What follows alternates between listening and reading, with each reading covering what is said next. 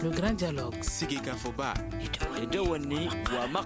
Le grand dialogue de l'émission de débat du studio Tamani sur votre radio. Le grand dialogue. Bonsoir et bienvenue au Grand Dialogue. Ce soir, nous allons parler d'insécurité, montée de la violence cette semaine au nord et au centre du pays. Des casques bleus et des soldats de l'armée malienne ont été tués dans la région de Mopti et de Ségou à un jour d'intervalle. À cela s'ajoute l'assassinat d'un élément de la garde nationale par des individus armés non identifiés à Gao. Des jeunes de la ville auraient été également blessés au cours de cette attaque. Une situation qui a provoqué la colère de la jeunesse de Gao. Nos invités sur ce plateau, Abdul Karim Samba, membre du Conseil régional de la jeunesse de Gao, Baba Larabi, inspecteur du Trésor à la retraite, Ibrahim Ikassa Maïga, juriste. Je suis Fatmata Togola. Le grand dialogue. La recrudescence d'attaques meurtrières de ces derniers moments fait dire à des observateurs que nous assistons aujourd'hui à un chaos sécuritaire au Mali. Qu'en dites-vous, Monsieur Maïga? Merci bien, madame. Je commence par m'incliner sur la mémoire des personnes disparues de façon aussi cruelle, mais ce n'est que la suite d'un chapelet de décomptes macabres que nous sommes en train de faire depuis plusieurs années maintenant au Mali, tout en dans l'espoir que les choses s'améliorent, mais ça va de mal en pis et les pouvoirs publics peinent à maîtriser cette situation. Même si des déclarations à la volée sont faites de part et d'autre par les autres autorités, la fermeté avec laquelle on affirme la volonté de lutter contre ce fléau, l'insécurité, le terrorisme et tout va, jure avec la réalité du terrain. Maintenant, nous ne sommes pas surpris que tant que le dispositif stratégique de l'État ne change pas par rapport à cette lutte, que les résultats ne changeront pas. Nous aurons toujours et malheureusement, à faire face à cette faiblesse-là de la situation. Maintenant, ce qui s'y ajoute, c'est cette crainte que nous avons toujours eue par rapport à la communautarisation de la crise. Et nous avons beau dire que nous sommes d'un peuple séculaire, le Mali, où il y a eu toujours le brassage intercommunautaire. On n'arrive pas toujours à distinguer qui est qui parce qu'il y a beaucoup d'implications. Mais ce qui se passe depuis quelques jours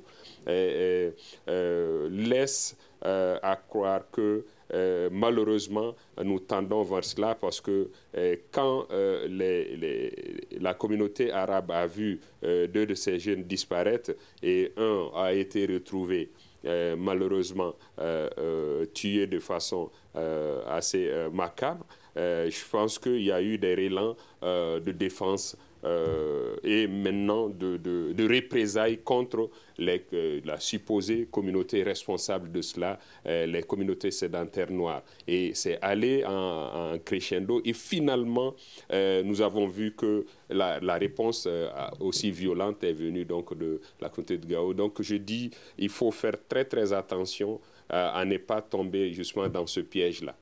Véritablement. Alors, Monsieur Larabi, selon vous, est-ce que c'est réellement le cas que le Mali est dans une situation de chaos sécuritaire?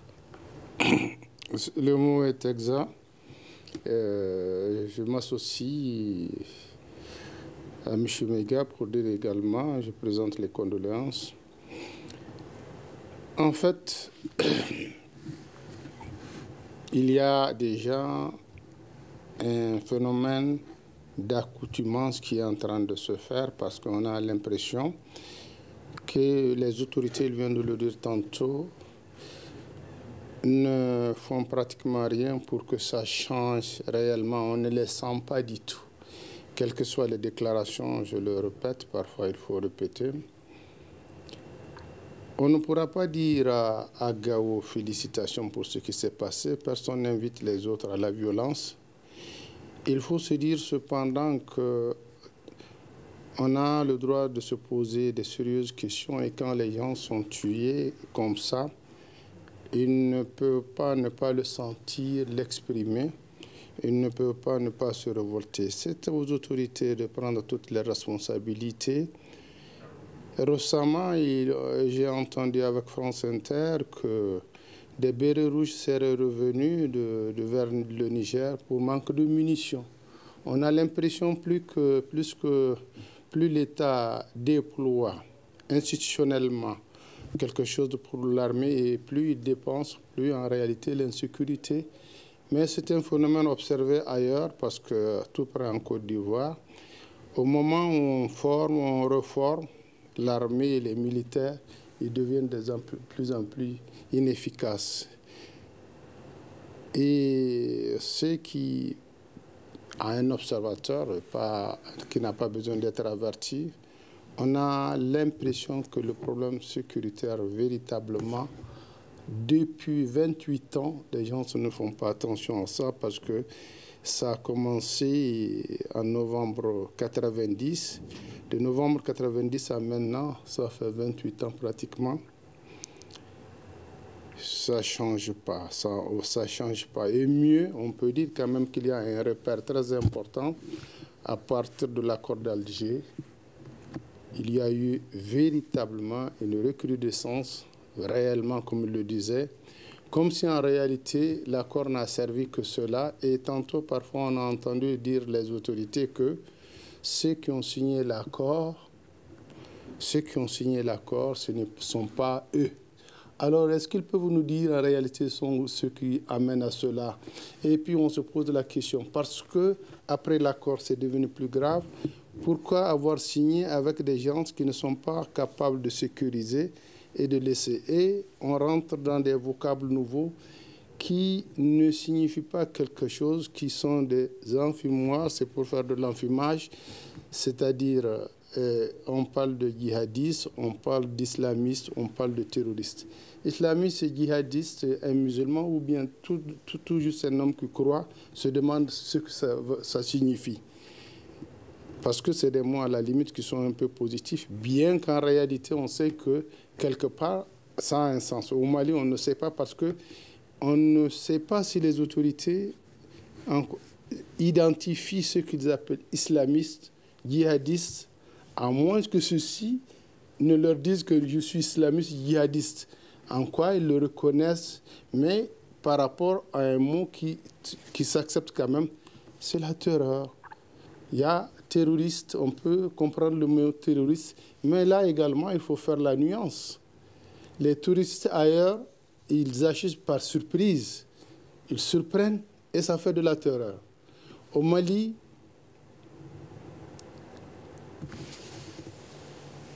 les terroristes, on ne les a jamais situés. Et ce sont eux qui viennent toujours vers la population malienne, vers l'armée malienne et les tuent. On se demande si c'est des extraterrestres qu'on ne peut pas localiser sur le territoire avec tout ce qu'il y a comme radar. Encore faudrait-il expliquer que, en réalité, ce qui effraie une souris, en réalité, est imperceptible pour un éléphant. C'est-à-dire qu'en réalité, les hommes qui sèment la terreur chez nous, est-ce qu'en réalité, avec tout ce que l'on a comme armée et tout ce que l'on a comme moyen, on est incapable de les maîtriser ou on ne veut pas les maîtriser? Merci. Alors, Monsieur Samba, que pensez-vous de toute cette situation? Oui. Quelle est votre observation? Oui, êtes-vous avec nous? Oui, j'attends. Oui, je disais, quelle est votre observation par rapport à cette observation-là, cette analyse, disant que le Mali est dans une situation de chaos sécuritaire? Je remercie la radio Tamani. Je remercie d'avoir la mémoire de gens qui ont perdu la vie du Seigneur de cette terre-là. En tout cas, moi, la situation actuelle est lundi, mais c'est lundi. C'est-à-dire que d'abord, les gens sont en train de profiter comme on appelle de la faiblesse de l'État. Ça, c'est le premier aspect. Le deuxième aspect aussi est que du fait qu'on est en train de donner des opportunités à des communautés n'est-ce pas? C'est-à-dire qu'on essaie de faire des favoritismes entre comme on appelle les communautés. Et là, en termes de il y a aussi certaines personnes, n'est-ce pas, à avoir comme on appelle des monopoles. Monsieur Samba, nous allons revenir à vous. Toutes nos excuses pour la qualité du son. Nous allons revenir à vous. Oui. Alors, Monsieur Maïga, selon vous, quelle est la situation actuelle à Gao? La situation actuelle à Gao, elle est très incertaine. Je l'avais dit tantôt, quand justement des jeunes avaient disparu dans la commune de Taboy, dont je suis un élu communal justement, et que un d'eux a été retrouvé mort dans des conditions assez déplorables.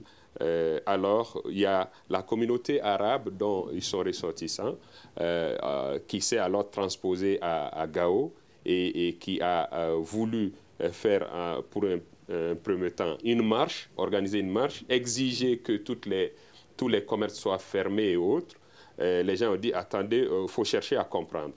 Et justement, tout de suite, M. Samba vient de le dire, nous ne sommes pas aux premiers morts. Peut-être qu'on compte les tout premiers morts de cette façon dans la communauté arabe, mais il y a eu bien des morts. Mais les gens n'ont pas réagi de cette façon, justement. Donc, on a dit, sachons raison garder, remettons-nous aux autorités pour qu'elles procèdent aux enquêtes nécessaires. La justice est là, et ainsi de suite. L'administration, les militaires sont là, justement, pour les investigations. Mais cela n'a pas été.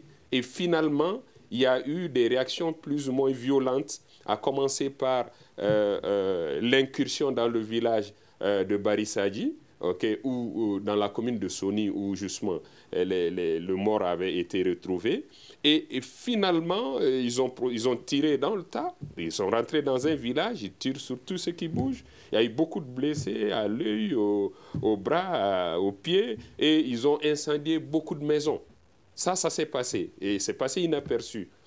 Simplement, c'est comme si c'était des représailles. Ensuite, à Gao, hier, nous avons assisté, dès la nuit tombante, nous avons assisté au même scénario, c'est-à-dire des hommes en âme se promènent dans la ville et tirent sur tout ce qui bouge. Et il y a un garde malien qui en est décédé. Il a reçu en plein, à bout portant, des balles, des jeunes qui ont reçu des balles aussi dans les pieds, ainsi de suite. Et finalement, il y a eu une réaction populaire de ce genre et qui a continué ce matin, nous sommes d'accord, mais ceux qui l'ont fait, des dernières informations, avaient littéralement fui la ville. Nous sommes d'accord, il est resté quelques-uns qui ont continué à tirer des armes. Donc la situation est chaotique. Mais ce que nous déplorons, c'est l'absence, et Samba l'a dit, c'est l'absence de l'État. Nous ne sommes pas à Kida, nous sommes à Gao. Mais à Gao, l'État est censé exister. L'État, depuis plus de 2 années ou 3, impose sa marque. A même contré une manifestation jeune où des morts sont... Donc ça veut dire que l'État est présent. Donc pourquoi l'État laisse cette situation pourrir alors qu'on pourrait rapidement instaurer un couvre-feu?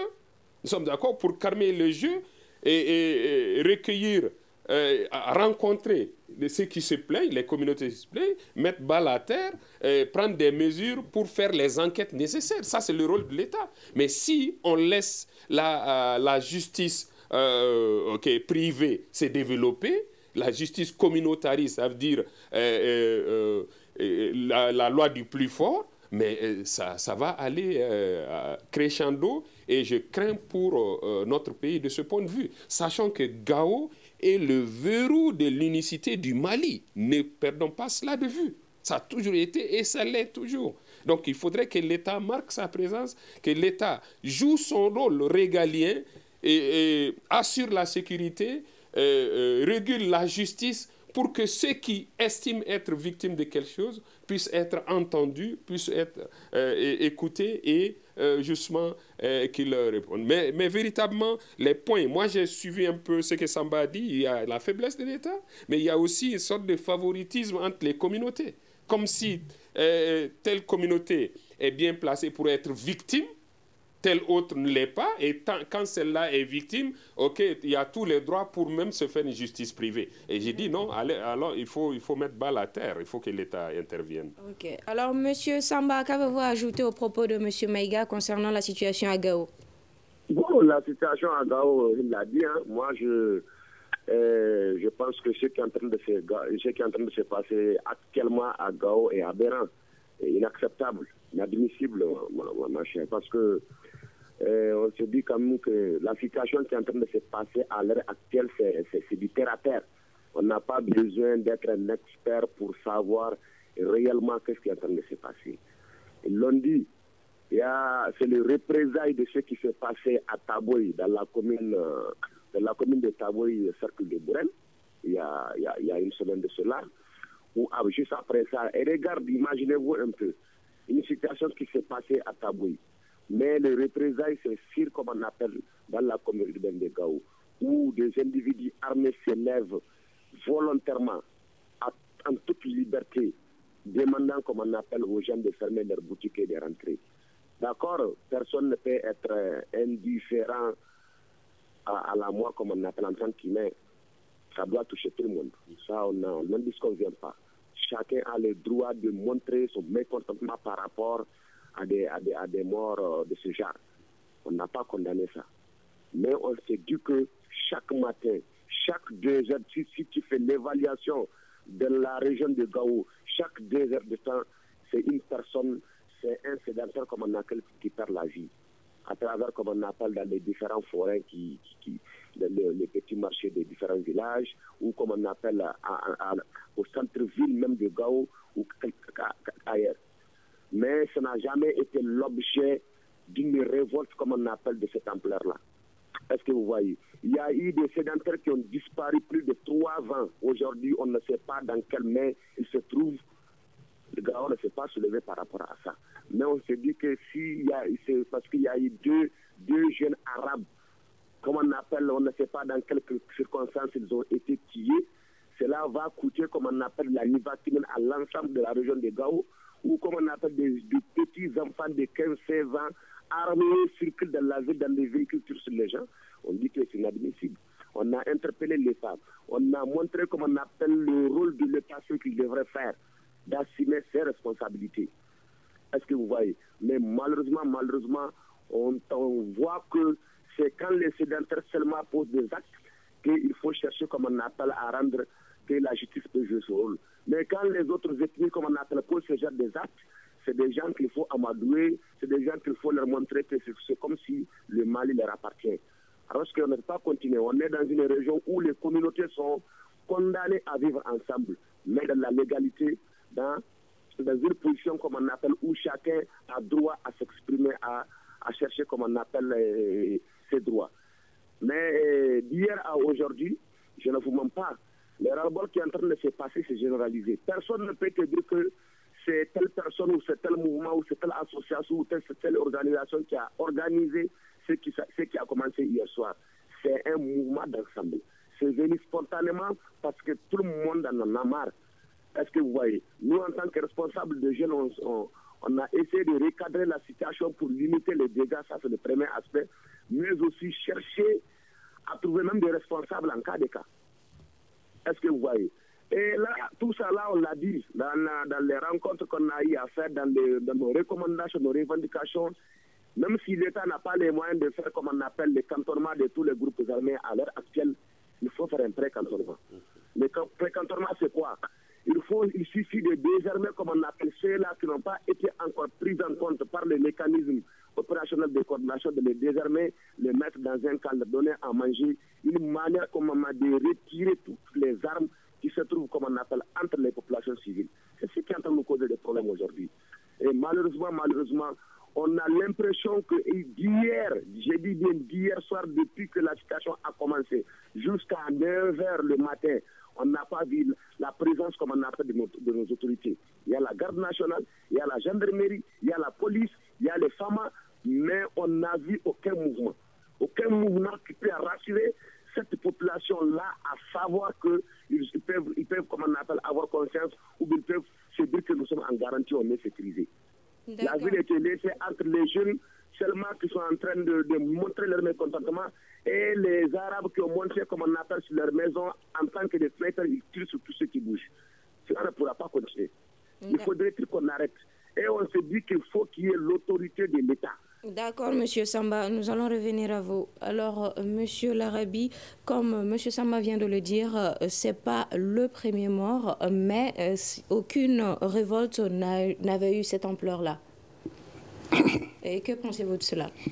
Je veux préciser mon nom d'abord. Mon nom, c'est Bokar Baba l'Arabe. Ce n'est pas l'Arabie, Bokar Baba l'Arabe. Oui, ce n'est pas un problème. Ce qui m'étonne un peu dans cette histoire, et je ne sais pas, ma première impression, je crois sincèrement que ce qui s'est passé à Gao, je ne dis pas que ce n'est pas grave, mais je crois que ça va se terminer comme ça, et je crois sentir dans ces déclarations comme ça. Il ne faut pas qu'on s'étonne. Je voudrais citer André Glusman dans son livre « De Gaulle, où es-tu ?» La défense est la base de la politique. Un État, c'est l'armée. L'État n'existe pas sans l'armée. Et nous savons que l'armée malienne et les autorités, tous ceux qui sont chargés de la sécurité, gendarmes et gardes et autres là, sont dans des bantoustans, ils sont cantonnés. Mon jeune frère vient de dire qu'à Gao, il y avait l'administration. Il n'y a pas l'administration. Le gouverneur est dans son bureau. Il y a une certaine condescendance et une certaine compréhension. En réalité, l'occasion fait le larron. Si ces gens-là ont fait des représailles, il ne faudrait pas qu'on oublie, c'est à Gao que l'on a fait le carnage du MOC dès qu'il est installé. Il ne faudrait pas que l'on oublie tout ce qui s'est passé par rapport à cette histoire-là. Et est-ce que ce n'est pas se moquer même de l'État parce que ces événements sont arrivés, et il y a très longtemps, ces événements sont arrivés quand les plus hautes autorités disent qu'ils vont sécuriser le territoire pour les élections. Et toutes les fois que les autorités, depuis Amadou Toumani, depuis tout le temps, toutes les fois qu'ils sont dans des initiatives comme cela, on a présenté des actes comme cela.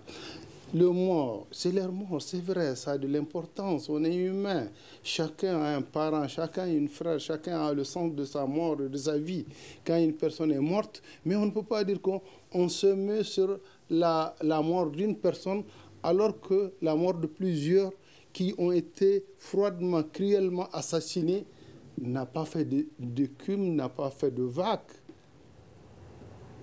Il n'y a que l'État qui est interpellé.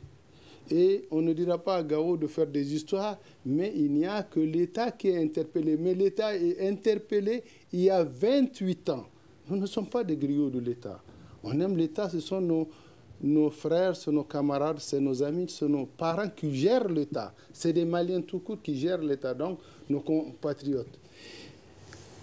Si et lorsque ce sacrifice, le fait de tuer l'autre devient un imprescriptible stratégie où on acquiert la capacité de se sacrifier, où on est sacrifié quand bon semble celui qui tient le futige. Qu'est-ce que ça signifie? Ou bien on est protégé par d'autres. Quand un État ne se défend pas, ou il est conquis, ou il est protégé par d'autres. En réalité, l'État malien... Ce qui revient au même. Oui, ça revient à la même chose. Bon. Alors ça, tout ce problème, moi je ne crois pas sincèrement que... je ne dirais pas qu'il n'y aura pas de truc, mais déjà, ne le souhaitons pas parce qu'en réalité, voilà ce qu'on nous a dit. On est en train, on devrait, je crois que ce n'est même pas fait, en train de passer tout Gao pour saisir les armes. Tout ce qui, moi, je suis sûr que ça ne se fera pas. Je ne suis pas naïf, ça ne se fera pas. D'accord, oui, M. Maga, vous voulez répondre oui, en fait, je dis, il y a une vacuité. L'État est censé occuper sa place. Un État absent, c'est antinomique. Le mot État vient du latin status, quelqu'un qui est debout, présent, omniprésent. partout, à travers d'abord ces agents, à travers le renseignement, de tout genre, pour prévenir toutes sortes de crises, toutes sortes de crimes ou autres infractions, et prévenir même la détérioration de la situation. Mais ça, on ne le sent pas. L'Arabe l'a dit, l'État même est cantonné. L'État est, tant mieux, l'État est présent à Gao. L'État est présent. Il y a un sous-préfet à Bourem. Il y a un préfet à Bourem.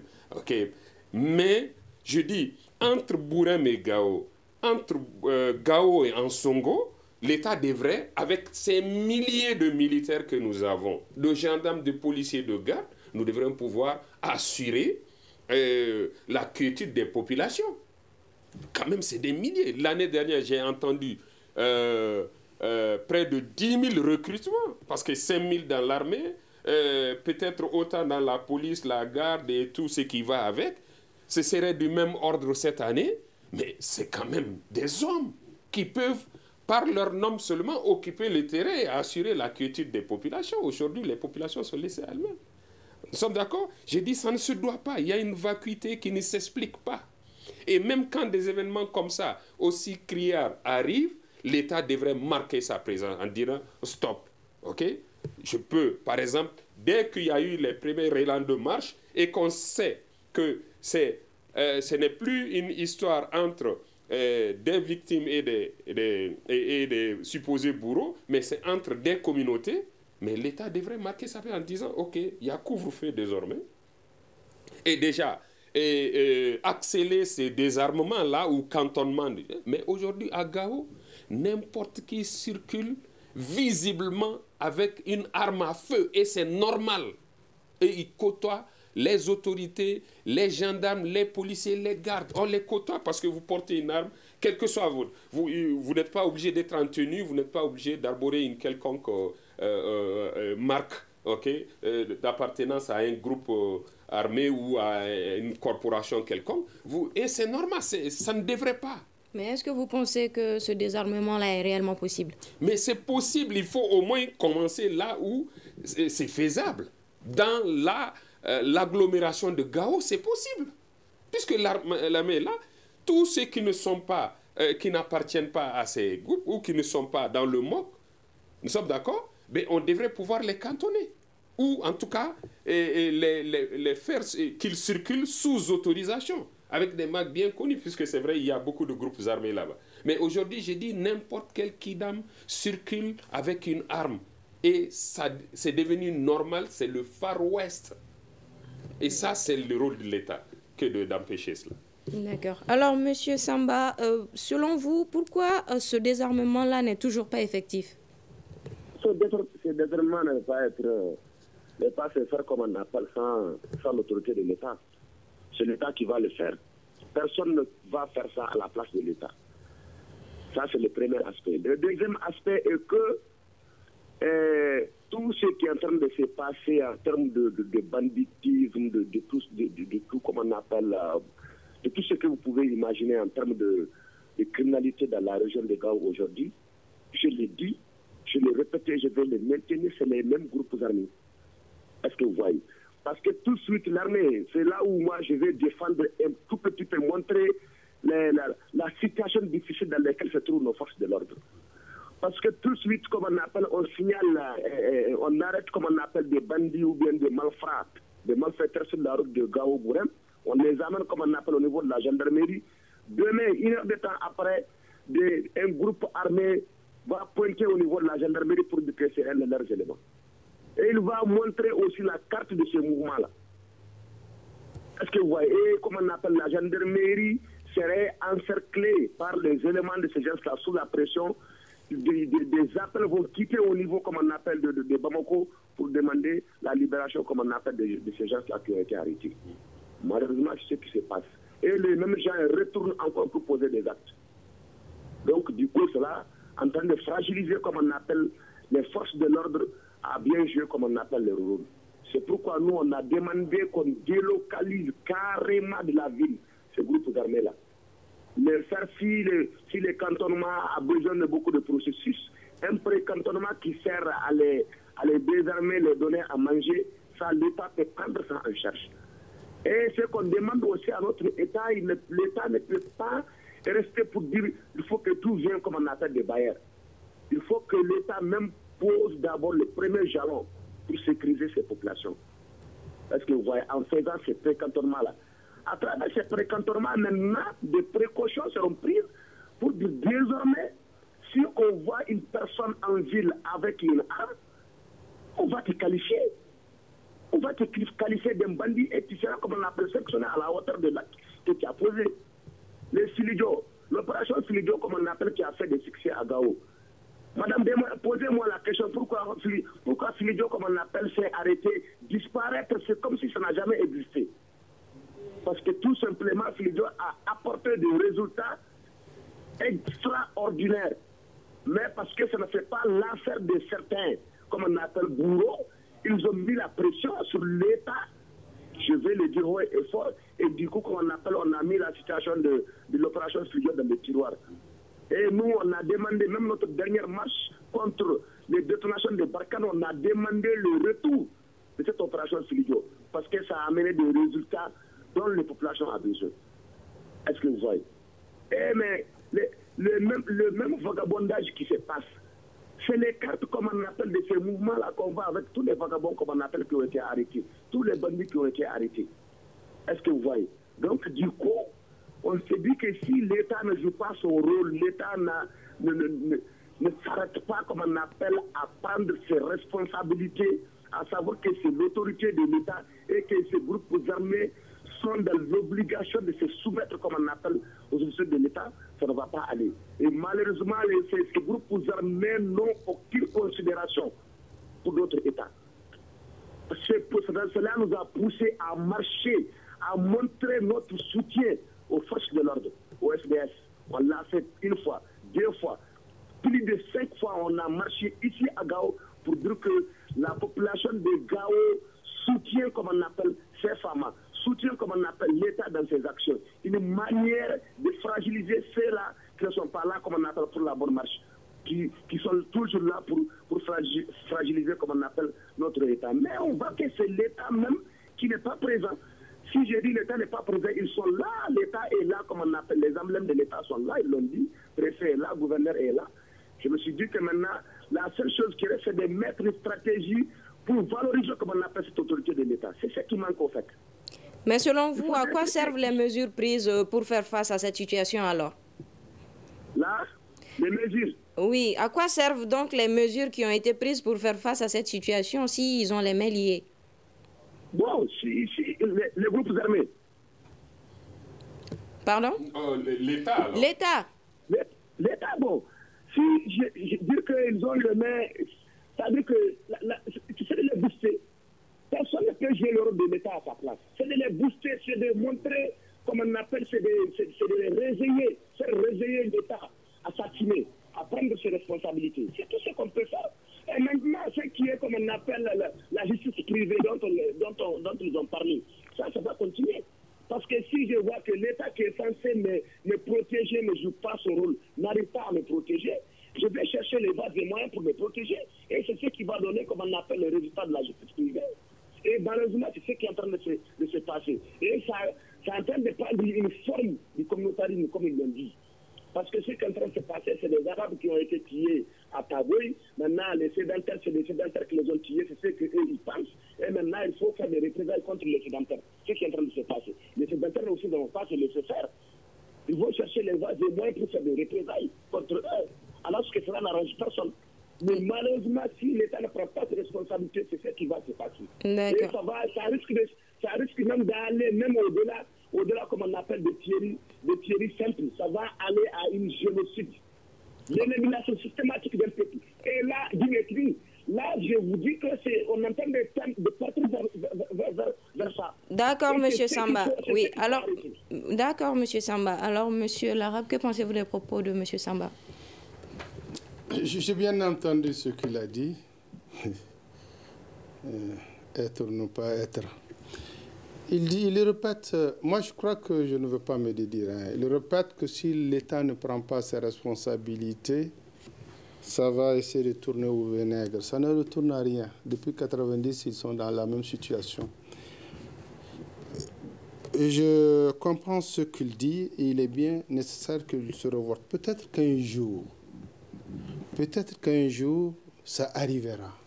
Mais si ça doit arriver, parce que je suis un observateur et aussi je suis quelqu'un qui a partagé un peu cette histoire, je m'y connais un peu, on voit des indices.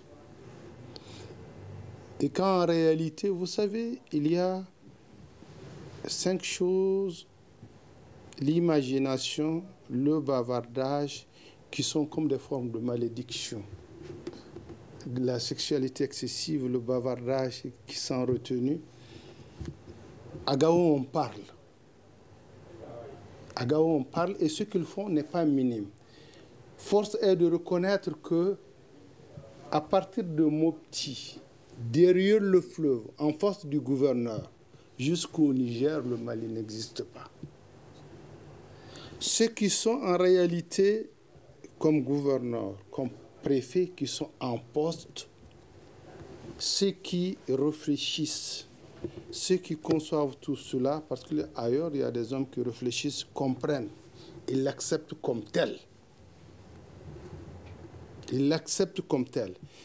Et toute cette histoire se gère par l'État. L'État aussi sait ce qu'il pose. Ce qui est sûr, et qu'on n'a pas besoin de nous expliquer, c'est que de 90 à maintenant, l'État n'est pas dans une logique. Au jour d'aujourd'hui, dès qu'il y a un problème dans lequel l'État, l'armée malienne doit intervenir, même si elle est mise en route pour poursuivre, depuis 90 jusqu'à présent, des assaillants ou des malfaiteurs, ils peuvent à la limite sortir de la ville.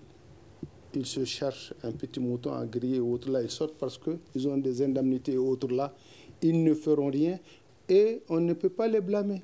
Et pourquoi la situation ne change-t-elle pas? On ne peut pas les blâmer parce que véritablement, ils savent qu'en haut lieu, on fait semblant et ils s'ajustent à ça. Ce mot, c'est un mot que j'aime bien. C'est un mot et ils s'ajustent. En réalité, ces gens, ils aiment bien le Mali, ils aiment bien leur vie, ils aiment bien se protéger. Mais on les a mis dans une situation de précarité. Mais ces gens-là, qui les arme? Combien de temps ils ont été formés? On a payé des avions. Pendant qu'on payait des avions, c'est sur des Jakarta qu'ils tuent l'armée malienne. Avant de chercher de l'avion pour aller dans le désert, ceux qui sont derrière la ville, ceux qui sont dans Bamako, qu'est-ce qu'on leur fait? Regardons depuis au niveau de l'accord. Quand il y a un contrat, mademoiselle, entre vous et moi, il y a la qualité morale et l'engagement, ce que l'on appelle engagement, notre volonté de régler le problème. Il y a l'État, il y a la plateforme, il y a la CEMA. Essayez de voir en réalité la capacité d'être responsable, la capacité de comprendre la situation, la capacité de se transcender entre ces 3 parties. Il y a déjà, quand tu regardes, l'État, dans l'article 1er de l'accord, de 1 à G au H, 8 points, on consacre que l'État existe. Dans le 2e, on parle de bonne foi, il n'y a jamais eu de bonne foi. Dans le 3e, on nie même la Constitution. C'est que même l'État à partir de là n'existe pas. Et quand on regarde à l'intérieur de l'accord, ça nie l'État. On est dans une désagrégation programmée. Et ceux qui désagrègent l'État, ce n'est pas parce qu'ils ne nous aiment pas. Ce n'est pas parce qu'ils n'aiment pas la population malienne, ce n'est pas parce que c'est des grands humanistes, mais c'est la qualité de la gouvernance et c'est ce qui peut être possible maintenant pour le Mali. D'accord. Oui, M. Maïga. Merci bien. Okay. Véritablement, vous touchez du doigt le problème, M. Lara. Okay, c'est qu'il y a une politique systématique de désagrégation de l'État du Mali. C'est ce à quoi on assiste. Et je comprends dans ce sens le mutisme et l'inaction de l'État du Mali. Il y a des situations assez simples qui peuvent être maîtrisées par un État qui a quand même 20 000, 30 000 hommes disponibles tout de suite mobilisables sur le territoire et qui ne le fait pas. La route Sévaré-Gao peut être sécurisée par des convois. En tout cas, au moins les convois civils, militaires, les convois de marchandises peuvent être sécurisés. Ce n'est pas fait. Donc, il n'y a pas de volonté d'y parvenir. Maintenant, ce que je voudrais dire, c'est que dans cette situation qui prévaut dans la région de Gao et qui peut s'étendre partout, c'est qu'on ne sait plus qui est porteur d'armes. Peut-être que cette situation entre les communautés sédentaires noires et les communautés arabes a été créée de toutes pièces. Des personnes extérieures sont venues justement créer des victimes et finalement les deux communautés, parce qu'on ne sait plus qui est qui, parce que tout le monde est armé dans la zone. L'État ne joue pas son rôle. Il faudrait qu'on corrige cet aspect-là. Tant qu'on ne le fait pas, alors on va de mal en pis. Moi, quelque part, Béro l'Arabe, je ne suis pas d'accord avec vous que cette situation est statique depuis 92. Non, ça s'est empiré ces dernières années, simplement. Ça s'est empiré parce qu'il y a eu des éléments nouveaux. Il y a eu des partenaires extérieurs multiples qui se sont... avant, on avait juste peut-être l'Algérie, quelquefois la France qui s'immisce, la Suisse, ok. Mais aujourd'hui, c'est une foultitude de partenaires qu'on ne sait pas. Est-ce que c'est des amis déclarés amis de l'État du Mali, ce qui est totalement faux, parce que le Mali fait partie de la communauté internationale et la communauté internationale, à la tête l'ONU, donc la MINUSMA, agit vis-à-vis du Mali comme si c'était n'importe quel organisme, entre guillemets, non étatique, à côté des groupes armés, qui est logé à la même enseigne que le groupe armé est traité comme tel. Cela doit s'arrêter. L'État doit hausser le ton, à moins que les tenants de l'État ne soient dans ce jeu de dupes, parce qu'on est dans un jeu de dupes. Je ne peux pas comprendre que la diplomatie malienne ne puisse pas exiger un minimum de respect vis-à-vis de l'État en tant qu'État, dans le concert des nations, à côté de groupes armés qui ne représentent pas justement les populations qu'ils déclarent vouloir défendre. Ça, c'est clair pour moi. Alors, pourquoi nous sommes toujours dans cette situation, dans ce déni d'État par l'État lui-même? Et ça, c'est très grave. Et selon vous, qu'est-ce qu'il y a lieu de faire pour régler ce problème? Ce qu'il y a lieu de faire, c'est que l'État devienne un État. Aujourd'hui, quand des personnes marchent ici à Bamako, ils sont tabassés. Ok. Maintenant, qu'est-ce qui empêche de le faire à Gao? Qu'est-ce qui empêche de cantonner des groupes armés, de leur dire, ok, personne ne circule dans la ville de Gao si vous n'êtes autorisé avec des armes. C'est clair et net et c'est faisable à Gao puisque nous avons des milliers de militaires qui peuvent maîtriser la situation. Les sorties et les entrées de Gao, ce n'est pas fait. On parle de tout... il y a toute une foultitude de personnes là-bas, de groupes qui se créent. Comme ça, vous avez dit les signataires de l'accord. Mais dites-vous qu'à côté, il y a beaucoup d'autres groupes qui ne sont pas dans cette logique et qui constituent le grain de sable dans justement ce qui a été convenu entre Alger et qui a été signé à Bamako. Il y a des problèmes qu'il faut régler. Et ce n'est pas du tout la veille où nous trouvons aujourd'hui pour cette solution. Il faut que l'État devienne État. D'accord. Et qu'on puisse avancer. Merci, M. Maïga. Malheureusement, le temps nous fait défaut. Juste, oui, allez-y. Un petit mot. Oui. J'avoue que pour la première fois, j'ai eu un débatteur qui parle comme moi. Et il est courageux. Il dit ce que... On dirait que je lui ai dit de dire tout ce qu'il a dit. Vous vous rappelez, on dirait que je lui ai dit de dire tout. Et j'aime bien cela. Par contre, quand il a constaté que je pense que c'est statique, non. Vous savez bien que je réfléchis. Il n'y a pas de situation statique. Les situations changent. Ça peut être en dents de scie, ça peut... C'est pas statique. Je suis d'accord avec moi. Ça fait mieux que plus que s'empirer. Ça ne met pas l'État en cause. Ça met l'État dans une situation où l'État accepte de ne pas exister. D'accord, merci Monsieur l'Arabe. Cela me fait à ce débat sur l'insécurité. Merci à nos invités, Abdul Karim Samba, membre du Conseil régional de la jeunesse de Gao, Boubacar Baba l'Arabe. C'est ça cette fois-ci? Ok. Inspecteur du Trésor à la retraite, Ibrahim Kassamega, juriste. C'était une présentation de Fatmata Togola, la mise en onde Salim Diouara. La régie vidéo est assurée par Mamadou Ouattara. C'est une réalisation d'Ibrahim Diallo et une coordination de Mohamedou Touré. Le Grand Dialogue. Le Grand Dialogue de l'émission de débat du studio Tamani sur votre radio.